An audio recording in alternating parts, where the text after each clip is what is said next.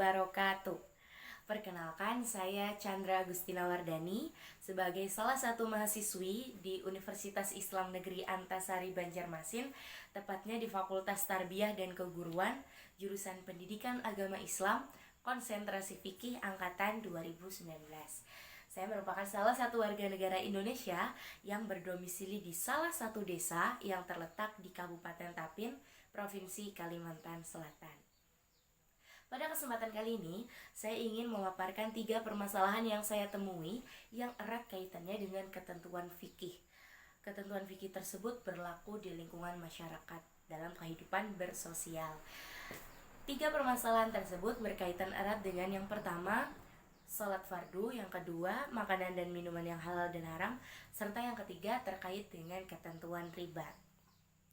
Memasuki permasalahan yang pertama yang erat kaitannya dengan salat fardu. Ibadah salat fardu atau salat wajib yang merupakan ibadah yang menempati posisi kedua dalam rukun Islam setelah syahadat.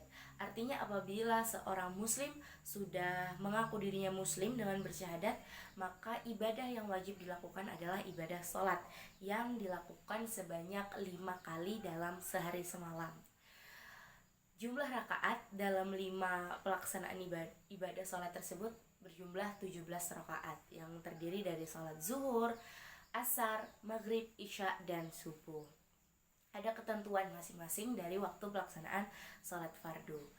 Nah, yang sering saya temui dalam kehidupan yang ada di sekitar saya, banyak orang yang mengetahui rukun, syarat, ataupun sunnah yang terdapat dalam salat fardu, tetapi tidak sedikit orang yang mengabaikan hal-hal yang dilakukan dalam salat yang dapat membatalkan ibadah salatnya tersebut.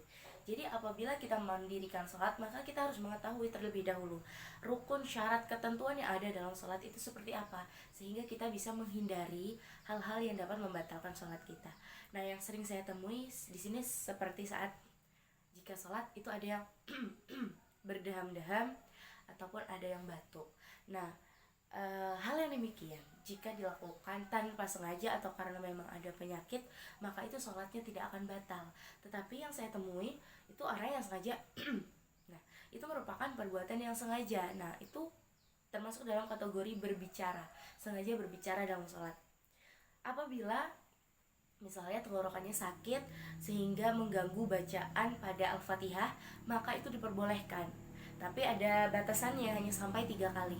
Tapi jika kegiatan tersebut dilakukan secara terus-menerus, maka salat yang dilaksanakan akan batal. Nah, itu kekeliruan yang belum dipahami dengan jelas oleh masyarakat yang ada di lingkungan sekitar saya, bahwa itu bukan termasuk berbicara. Mereka menganggap seperti itu, sehingga tetap boleh saja atau salatnya tetap sah dan tidak batal. Itu permasalahan yang pertama.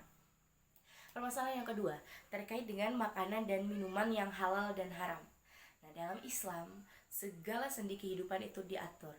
Dalam hal makanan dan minuman sekalipun, Islam sangat terperinci mengatur ketentuan haram dan halalnya makanan yang kita konsumsi.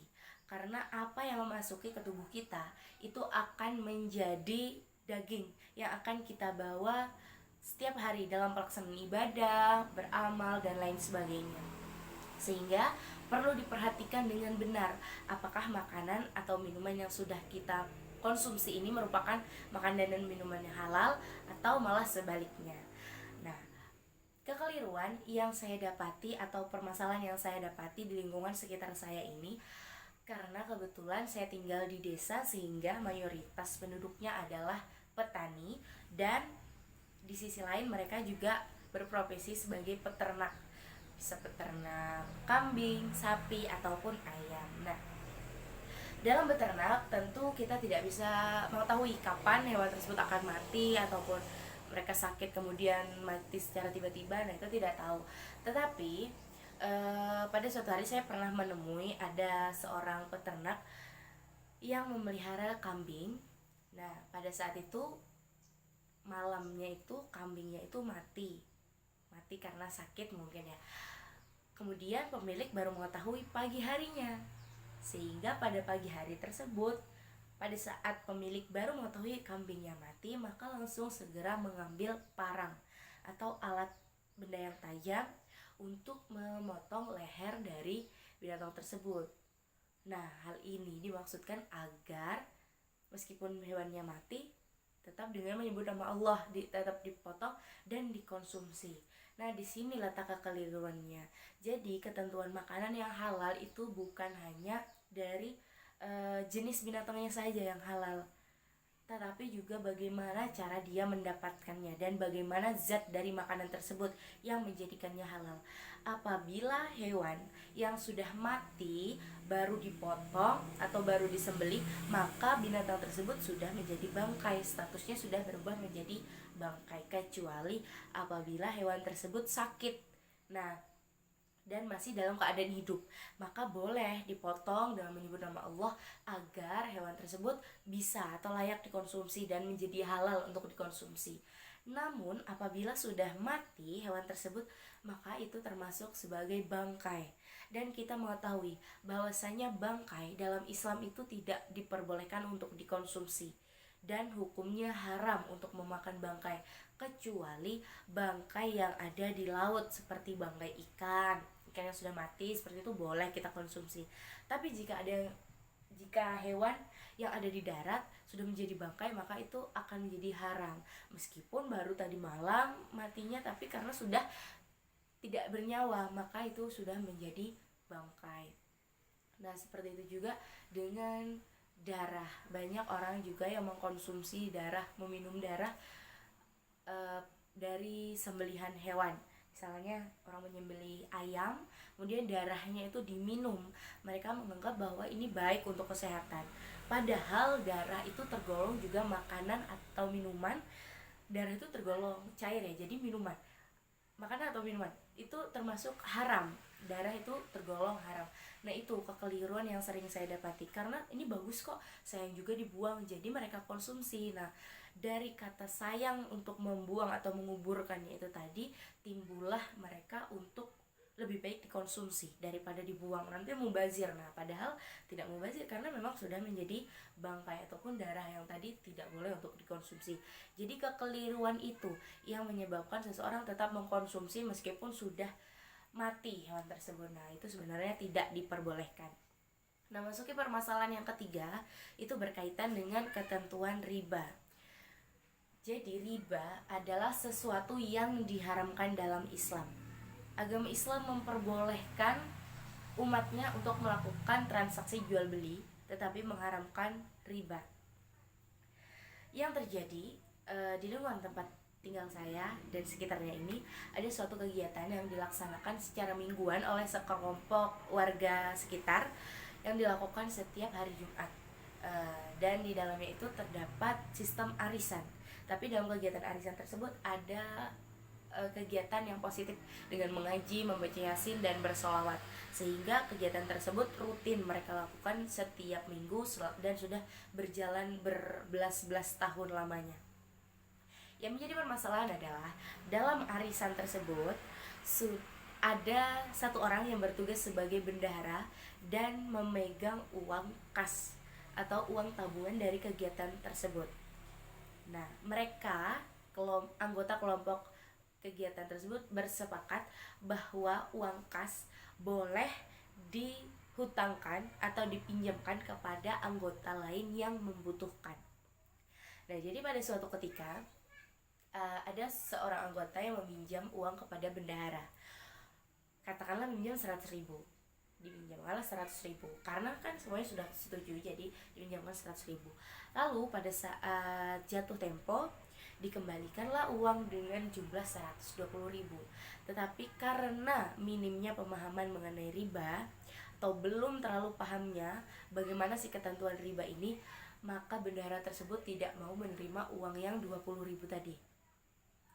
Padahal kita tahu bahwa riba itu merupakan uang atau barang yang dilebihkan dengan janji yang ada di awal. Saya pinjami kamu 100.000, tapi nanti tolong kembalikan pada saya 150.000.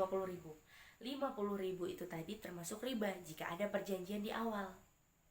Tapi jika tidak ada, mungkin saja uang tersebut dapat dihukumi hadiah, hibah, ataupun sedekah, ataupun ucapan terima kasih karena sudah menolong kebutuhan saya, menolong menutupi kebutuhan saya. Nah, jadi konteks riba itu masih asing di telinga masyarakat, meskipun